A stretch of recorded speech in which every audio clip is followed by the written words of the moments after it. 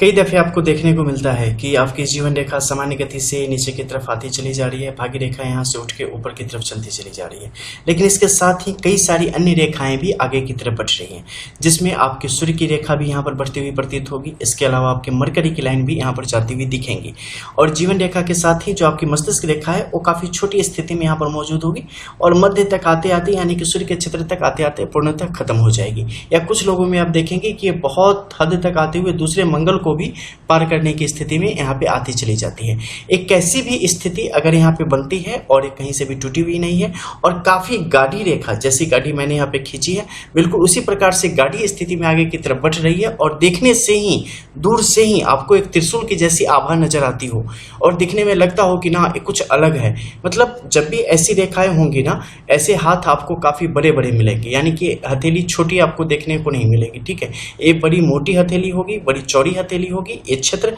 काफी यहाँ पर गहरा होगा, शुक्र का ये क्षेत्र काफी ज्यादा चौड़ा होगा, अंगूठा काफी मोटा होगा, प्रथम पोर जो भी हैं ये सारे काफी यहाँ पर मोटी मोटी स्थिति में यहाँ पर मौजूद होंगे और आपका गुरु का जो पर्वत क्षेत्र है ये भी शेप लेके यहाँ पर ऐसी स्थिति में मौजूद होगा जो कि एकदम भंडार गिरी की तरह हथेली में स्पष्ट तौर पे दिखता होगा। जब भी ऐसी स्थिति आती है, ऐसे लोग अपने जीवन में अपने कर्मों की बदौलत और एक बेहतर प्रारब्ध और डेस्टिनी जो कि ये लेके आए होते हैं उसकी बदौलत अपने जीवन में तमाम प्रकार की जो दुश्वारियां हैं उसे पार करते हुए और जीवन को बिल्कुल सोने के जैसा बना लेते हैं, जो कि जीवन इन्हें बिल्कुल मामूली प्राप्त हुई होती है और अपनी मेहनत की बदौलत बस ये अपने जीवन में वो तमाम उपलब्धियां प्राप्त करने की स्थिति में आ जाते हैं और फाइनली उसे प्राप्त करके ही दम लेते हैं और अपने कुल खानदान का जहाँ भी उनका जन्म हुआ है उन सब में एक ऊपर उठने की स्थिति इनकी बन जाती है और इनका एक अलग ही क्लास आपको वहां पर स्पष्ट तौर पर दिखाई देगा। ऐसे लोग अपने जीवन भर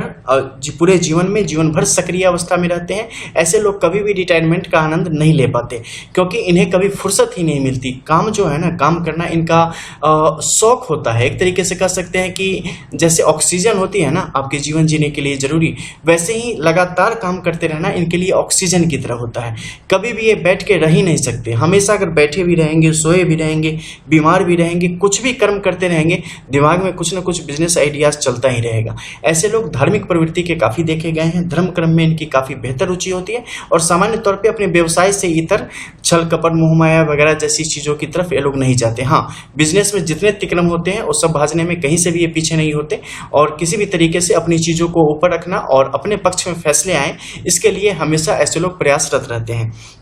संतान के पक्ष की तरफ से अगर देखें तो संतान में अगर बात करें तो ज्यादातर ऐसे लोगों को आपको पुत्री के योग जीवन में ज्यादा बनते हैं और आफ्टर मैरिज इन लोगों के जीवन में काफी ज्यादा लाभ की स्थिति बन जाती है और उसके बाद का जीवन इनका काफी बेहतर गति से आगे की तरफ बढ़ता चला जाता है। ऐसे लोग अगर बात करें तो कुछ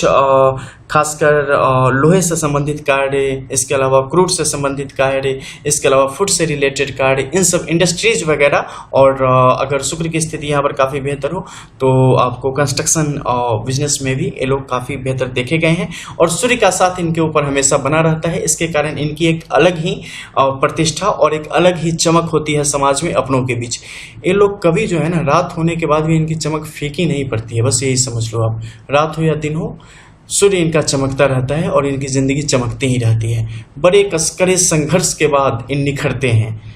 इनका संघर्ष देखोगे तो सर से पसीना जो है ना सो पैर से नीचे से निकल जाएगा, एकदम गर्म हो जाएंगे तलवे, लेकिन पाते भी बहुत कुछ है, जबरदस्त।